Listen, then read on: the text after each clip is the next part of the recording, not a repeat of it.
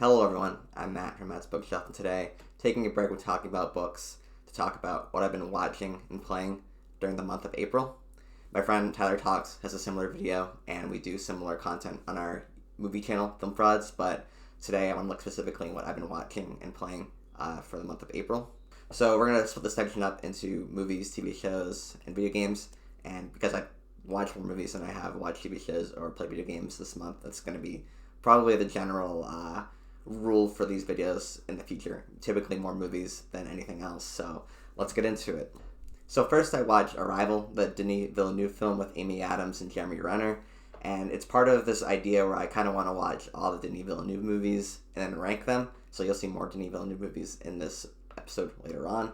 And it's just a sci-fi classic. I watched this movie one time before and it was in theaters, and I remember liking it.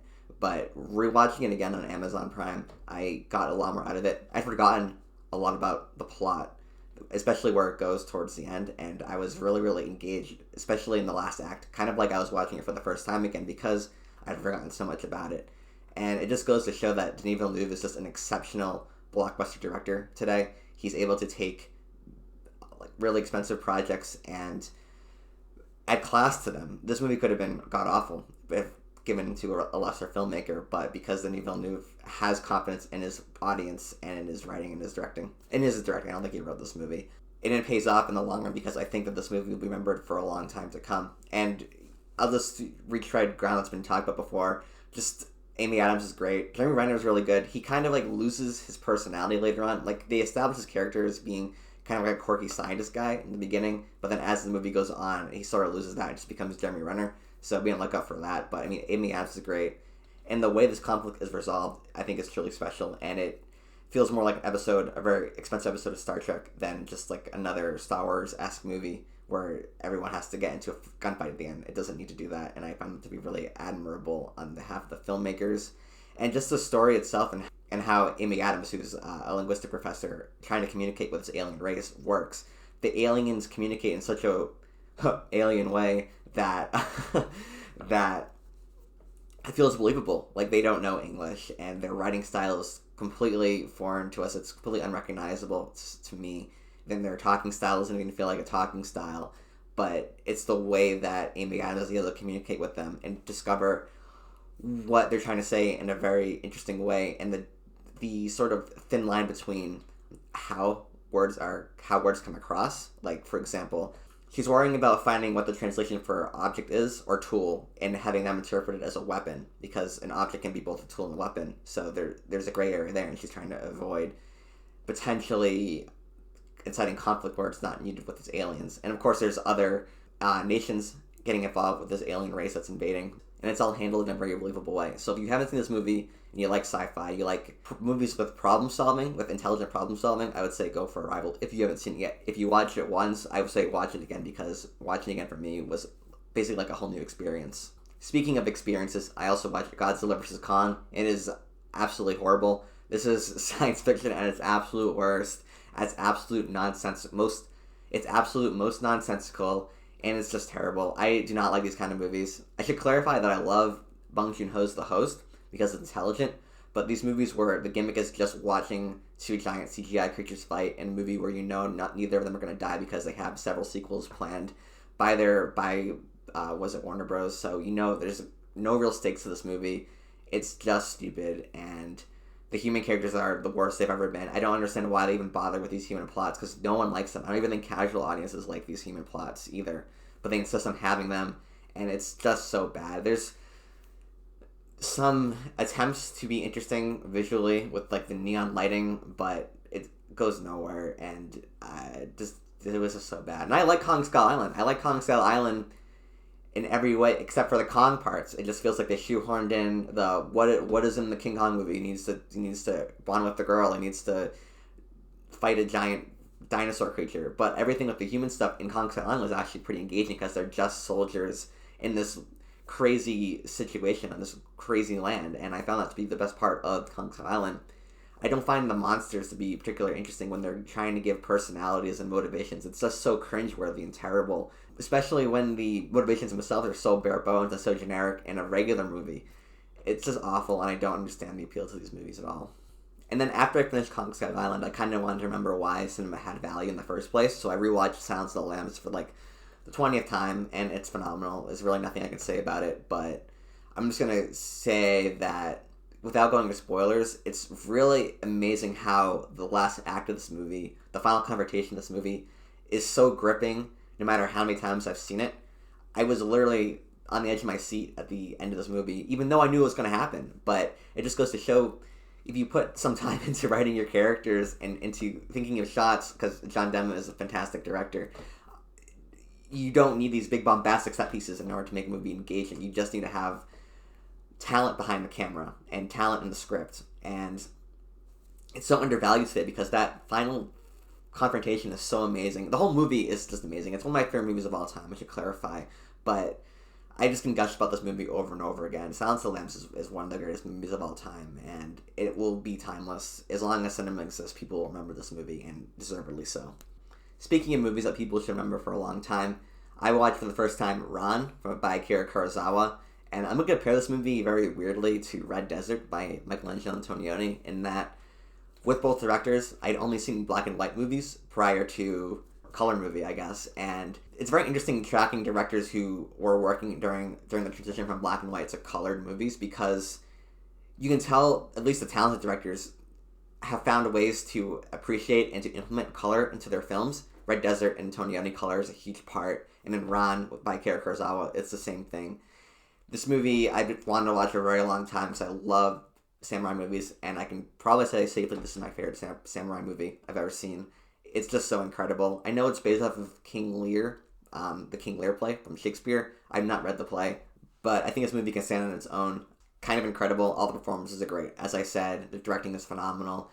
The use of color, because it just basically is about an aging shogun who is passing over his land and his retainers to his eldest son, and he has two other sons as well who are not particularly keen on the fact that the oldest son is getting all of the wealth. They're getting some of the wealth, but he's going to be the man in charge, and they're very bitter about that. And just the exploration of masculinity and power and greed, and how it relates to brothers and a father who, on normal terms, should all be on the same side, but greed and jealousy overcome them. And it's fascinating to see how that plays out, and it's played out in a very smart way.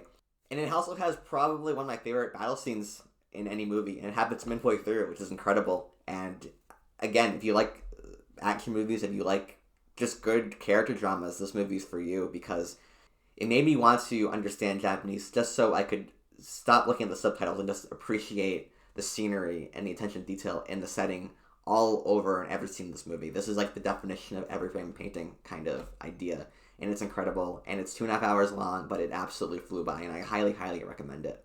And continuing with the great movies, I watched Blade Runner and Blade Runner 2049. As I said, I'm trying to watch a lot of Denis Villeneuve films, so 2049 was an obvious one, and I want to watch Blade Runner before that. And Blade Runner is a fantastic movie, and it's ahead of its time, and it will be timeless in itself, but Blade Runner 2049 is basically the better version of Blade Runner in every way. I usually do not like movies that are close to 3 hours long. I barely like movies that are 2.5 hours long, but watching this movie, I intended on watching it in 2 sittings, but I watched it in 1, and it did not feel its length, and it felt like an hour and a half, honestly. Denis Villeneuve is just an exceptional director, and we take him for granted, and he should just continue to work for the rest of his life. He's our saving grace for intelligent blockbuster movies, because Blade Runner 2049 is a modern classic. Pretty comfortably, I can say that it's going to be remembered in the sci-fi genre and film genre forever. Just in its ability to take the Blade Runner style and then use it as a foundation, but then take it in a whole new direction is truly admirable. Ridley Scott's directing is great in Blade Runner, especially in that iconic opening with all where it just is purely meant to soak in the setting of the movie. Blade Runner 2049 follows a very similar route, but it just shows you different aspects of the cyberpunk world, and Denis Villeneuve's ability to innovate what made Blade Runner so great is truly admirable, and it's something that you can't even really appreciate, especially as someone who has never made a movie in his life. I can't think of another director who could have made a Blade Runner sequel work as well as this movie. And it's a movie where Harrison Ford tries. he does a Indiana Jones impression in Indiana Jones King Curse the Skull. He does a Harrison Ford impression in Force Awakens. But this feels like an evolution of Deckard in this movie. It feels like he's trying, and it works really well, especially towards the end of the movie. And Ryan Gosling is phenomenal as well. Goes without saying. And just every single shot, it manages to encapsulate the fantastical nature of a cyberpunk universe without being obnoxious like Coruscant in Star Wars, in the Star Wars prequels. It feels gritty in a lot of ways. It feels larger than life, but it feels incredibly real and bleak. And there are a lot of neon lights and flashing lights and weird tech stuff, but it also emphasizes like the dark corners, like the gray oceans, and all that stuff is so good and so commendable. And I'm gonna watch this movie again. I could watch this movie again and again now. That was my third time watching Blade Runner 2049, and this third viewing has been my favorite viewing. It just gets better every time I watch it. And to wrap things up on a sour note, I watched Mortal Kombat and it was a pile of shit. And now we're getting into the television part of this video. First, I watched Doom Patrol Season 1 on HBO Max. This was mentioned briefly in a Red Letter Media video. Mike Stoklasi mentioned it, and I immediately, captured my attention. And so I tried it out, and the show sort of follows suit with The Boys. It's not in the sense that it's like a gritty superhero show, but I think this show, at least from Season 1, is a lot better than The Boys. So to keep a non-spoiler synopsis of this show, because I think it's incredible, I think you should really check it out. It follows Timothy Dalton, who plays the Chief, in a kind of Professor X sort of role, where he's recruiting mutants and people with superpowers, and helping them find their way in life. And some of the supporting characters, name a few, are Diane Guerrero, who plays Crazy Jane, who's his character with 99 personalities. And it kind of sounds like a gimmick, and like a cheap gimmick, but it's actually handled pretty well, in my opinion. And it has Brendan Fraser, who returns to, was making his return to television, and he plays Cliff, who is like this like Frankenstein, who's like a combination between like a cyborg Frankenstein. He's just put in his brain. He was originally a race car driver, and he got into a car accident, and his brain was taken out of his body and then put into like a mech Frankenstein kind of suit. And every character in this squad, I guess, were kind of bad people leading up to some sort of accident that leads to them developing sort of power that they don't want. So each character is broken in a way, and it's not so much about them learning how to use their powers or learning how to work as a team as much as it is coming to terms with the fact that they're with growing as people, with not being selfish. Because just to name a few, as I said, Brendan Fraser's character was a race car driver who was a womanizer. He had a family, and he loves his younger daughter, but he clearly favors drinking and womanizing over any of that stuff. April Bowlby plays a character named Rita Farr, who was like a 1940s Hollywood star, and at one point in a flashback, she is going to shoot a scene, and the person operating the camera has a missing arm, and like this disfigurement bothers her, so she makes them fire this guy. And then later on, when she's filming, she's in like the Nile, I think. She falls into the river, and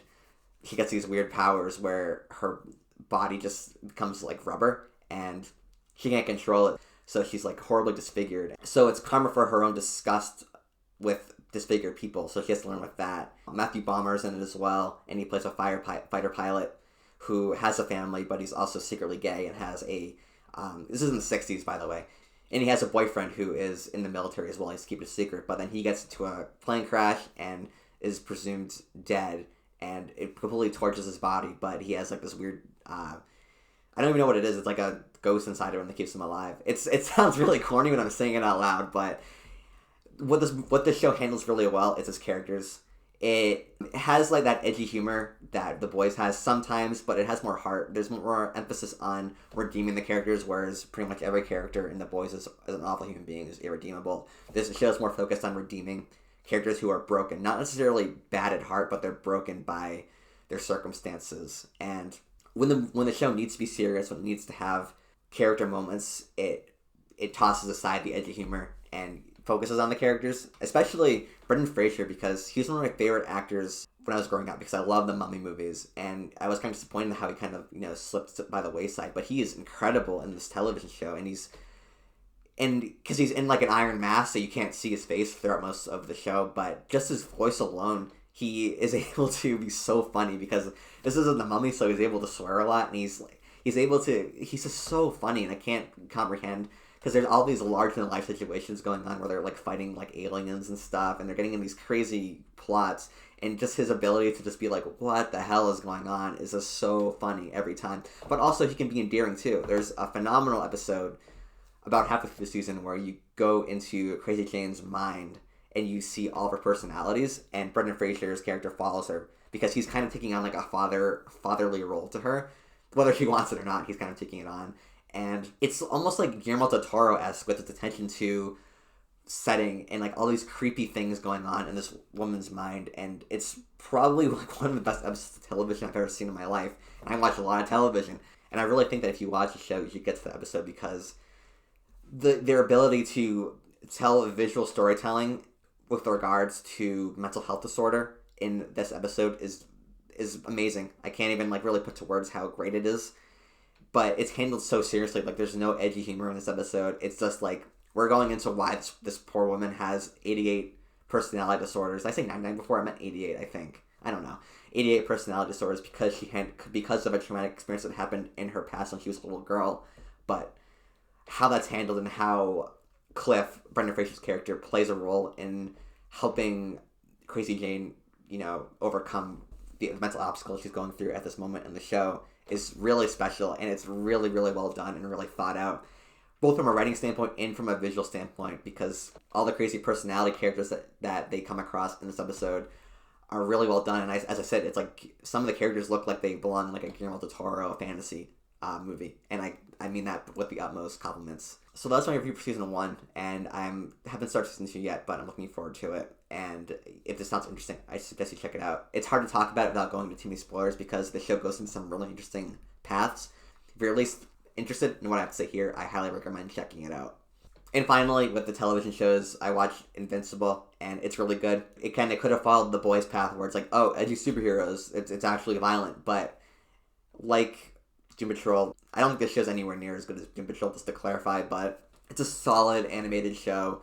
Steven Yeun is great as this kid who is like kind of like a Peter Parker-esque sort of rise, where he's like this high schooler, and he finds out he has superpowers, and he also finds out that he knows, I can't even remember. So then he finds out that he's actually like part alien, part like Superman-esque alien, Kryptonian kind of alien person. And where the show succeeds ultimately is its ability to portray violence in like an interesting and satisfying way. The fights are really grotesque, but it goes to show it works with this character's resolve. His name is Invincible, and people are like, oh, well, why is he called Invincible if he gets beat up every episode? Well, those people are idiots, because the meaning Invincible is within his spirit. First of all, he is invincible in a way because his body is more powerful than a normal human's, because he's in like a special breed of alien, but it's also in his spirit, like in his willpower. He's invincible in his willpower, like he will not give up, and that's where the term invincible comes from. But for anyone who missed that, I don't know how, but I've seen people say that, and on Reddit and whatever. The fight scenes are really good, and the character stuff is really good as well. Like the last couple episodes, I think, are incredible, and like the final battle, which I don't get into, is basically a middle finger to Man of Steel, and how it portrays real fights of godlike creatures in a real world. No, it's not true. That Invincible does it much better, and it's animated, but it feels way more grounded in its approach. But yeah, it's a solid show, and it's not as good as Doom Patrol, but it's also pretty good as well. And finally, wrapping up this with a video game that I've been playing that I beat. That's Control, which is by Remedy Games, and it came out a couple of years ago, but it was free on PlayStation Plus a few months ago, so I downloaded it, and this game is really good. It's not perfect by any means, but I think where it excels is in its storytelling, and its almost David Lynch-esque way of communicating this weird world that these characters live in. And just as a brief synopsis, that again, I don't want to go too many spoilers, because part of the gimmick of the game is discovering what's actually going on in this environment, and it basically follows this character named Jessie Faden, who's looking for her brother, and she enters the Federal Bureau of Control, and as she's there, there's this breakout of like these interdimensional demons that take over most of the workers in the bureau, except for ones who are wearing these weird suits that the scientists gave them right before this breakout happened. So she's stuck there, and she goes to meet the head of the bureau, and then as she goes to see him, the man kills himself. She takes the gun, and that makes her the new head of the bureau. So she's dealing with figuring out what this whole gun situation is, figuring out where her brother is, and just figuring out this crazy bureau where things don't seem to make sense. And the whole gimmick of the bureau is basically that they are in contact with interdimensional beings, interdimensional forces. There are tons of different dossiers you can pick up where it explains incidents where people find these AWEs, which are just objects that are from another time, from another dimension, that make their way into our world and cause destruction. And then these agents go and try to figure out what's going on, and they get into these crazy situations you can read about. Just seeing the bureau, how it unfolds and how vast it is, and it's none of it's really explained either. It's just you can figure it out on your own through the visual storytelling.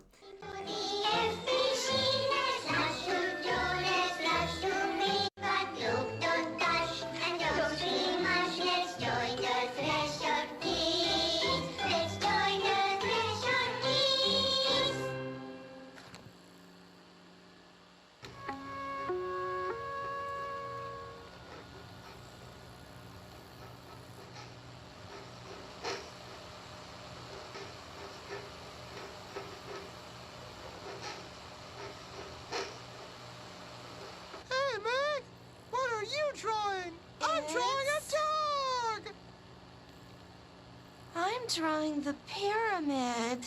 The what? The pyramid.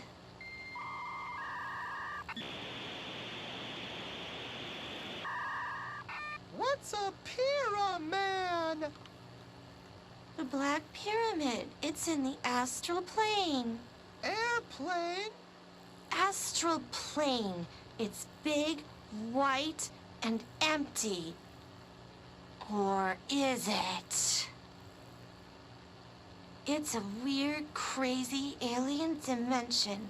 The white goes on forever.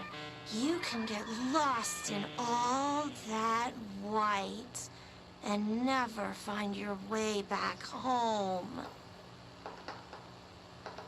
I miss my home.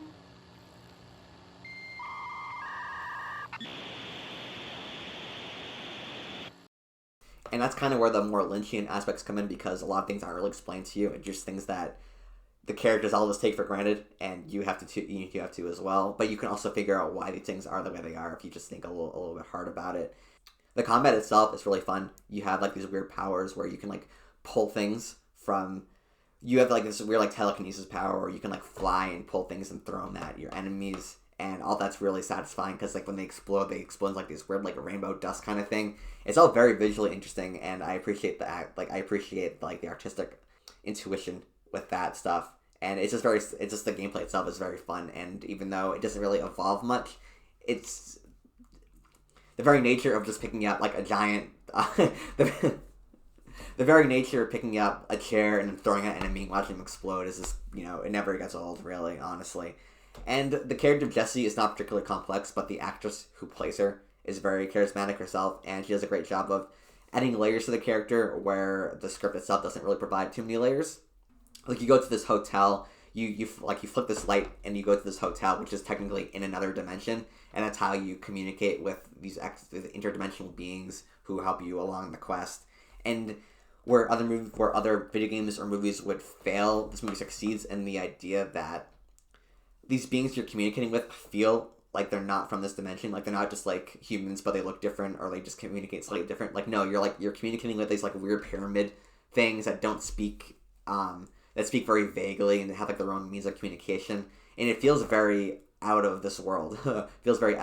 So if you like that kind of stuff, I'd say check this game out, because it's not particularly long, it's not particularly difficult, but it's more, the gimmick of this game is more in its story and its relatively fun combat, and just figuring out what the hell's going on in this bureau and unraveling that mystery.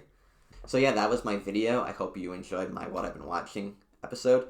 For future videos coming out, just to give you a glimpse into the future, I'm reading Exiles by James Joyce right now. It's good, and I'll be doing a video on that soon. I have a Cyberpunk movie versus book comparison video that I want to do. I've kind of started writing the script for it, so that should be coming out relatively soon.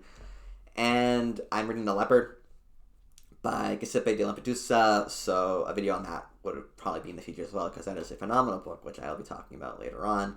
So if you like this video, let me know what you think of the things that I watched, and if you watch them or play Control as well, if you like them, let me know. Or just interesting movies or TV shows or video games that you played during the month of April that you think I would like. That'd be cool. I would like to communicate with you guys, as they say. Check out my friends' channels, Tyler Talks, Dronzo, and Film Frauds. All that stuff is really great. And Tyler Talks is what I've been watching videos, all those Tony Scott movies, so, spoiler, you don't need to watch it, it's not really that good. And yeah, that's my video. Thank you for making it this far, and goodbye.